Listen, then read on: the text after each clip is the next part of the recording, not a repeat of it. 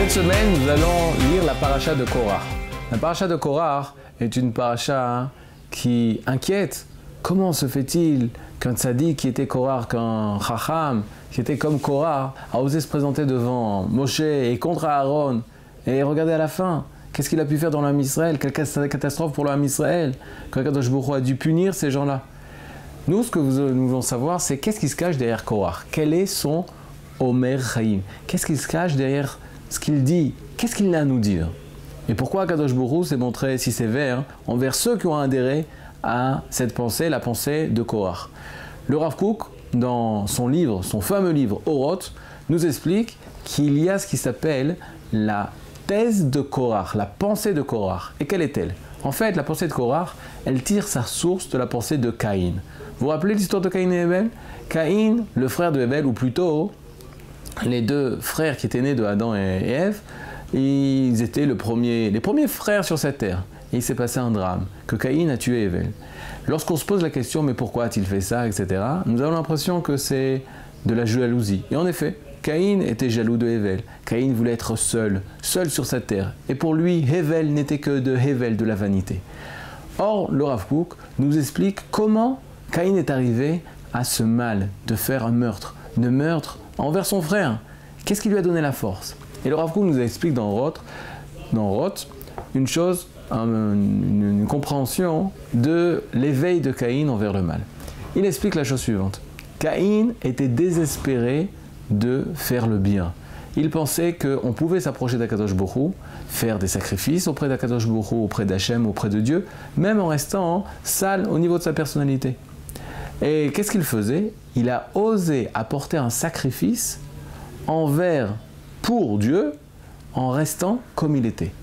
Et c'est pour ça que la Torah va nous dire, au sujet de Caïn, que Hachem, lo sha'a el Caïn ve'el minchato. Akadosh Baruch Hu n'a pas accepté Caïn et n'a pas accepté son offrande.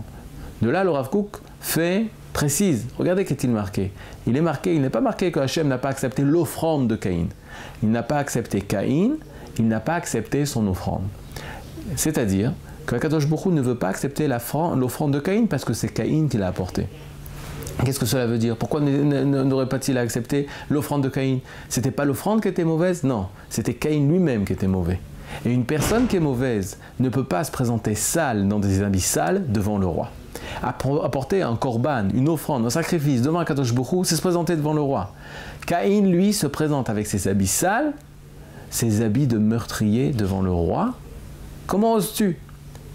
Et là, on se pose une question. Mais attendez. Je me rappelle très bien l'histoire. Le meurtre s'est passé après.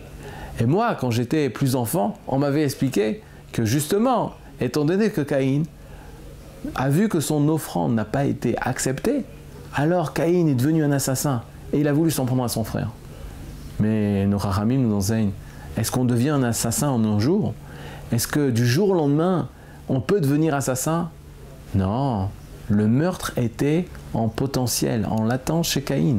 Caïn était assassin. Il n'a pas eu l'occasion. Ou même peut-être il n'a pas eu même le courage. Mais vient le jour J. Le jour où il apporte une offrande à Akadosh Baruch Hu, il se présente devant Hachem. Hachem n'accepte pas son offrande. Alors là, le Caïn récupère l'énergie qu'il a eue, l'idéal qu'il a eu, pour pouvoir apporter un sacrifice à Akadosh Baruch Hu et lui permet de décupler, au lieu de décupler ses forces de bien, vont décupler les forces du mal qui se trouvent dans Caïn. L'acte religieux, l'acte d'apporter, de s'approcher d'Akadosh Baruch Hu, l'acte de faire des actions au nom de Dieu, vont décupler les forces de mal qui sont en Caïn. Et c'est ça qui va lui donner la force de passer à l'acte, de tuer Abel. Quoi? Des mitzvot? Quoi? Des bonnes choses? Ce que Akadosh Baruch Hu demande, des sacrifices auprès d'Akadosh Baruch Hu, peuvent dévoiler le mal qui est en nous. Le Gaon de Vilna explique ce principe. Il dit la Torah, elle est comparée à de l'eau. De l'eau, ça peut faire pousser les plantes. Les belles plantes, à condition qu'il y ait de belles graines dans la terre.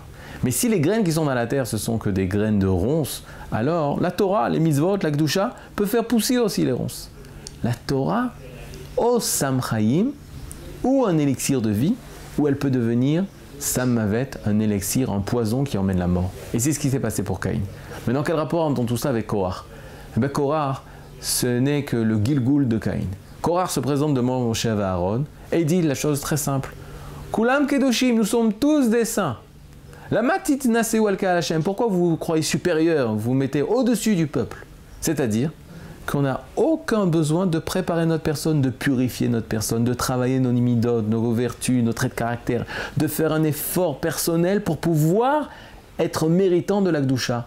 L'Akdoucha, si on est propre de l'intérieur ou sale de l'intérieur, c'est la même chose. L'essentiel, c'est de penser à lui, c'est de parler de Dieu, c'est de faire des actions pour Dieu. Moi, je peux rester le mal, le mauvais que je suis. Erreur. Kulam kedoshim. On est tous kedoshim dans le sens où on a ce potentiel d'être kedosh, d'être potentiel d'être saint. Mais il faut un travail personnel pour arriver à cette kedusha, pour mériter cette kedusha de se réaliser. Et Korach, c'est ce qu'il a fait. Korach, lui, il a voulu rester comme il était, sans changer, sans devenir meilleur, sans être une bonne personne, pour mériter cette kedusha, pour mériter cette sainteté. Il a juste dit, on est tous saints, on n'a pas besoin de se rendre propre pour être en contact avec lui. Et que s'est-il passé? Alors Akadosh Baruch Hu l'a puni. Et les sages de la Kabbalah disent que Moshe, c'est le Gilgul de Hevel. Le Gilgul de Hevel qui a été tué par Caïn, dans notre paracha, on a ce tikkun, on a cette opération.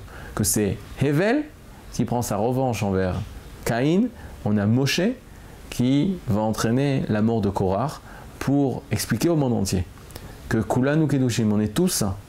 On est né tous saints. On est né avec ce potentiel de Kedusha. Mais Tiyu, Kedoshim Tiyu, on doit devenir saint. On doit faire des efforts pour atteindre ce niveau de Kedusha. Mais en effet, le Ham Israël appartient à la Kedusha, mais il doit mériter la Kedusha. Shabbat Shalom, Kol Tov.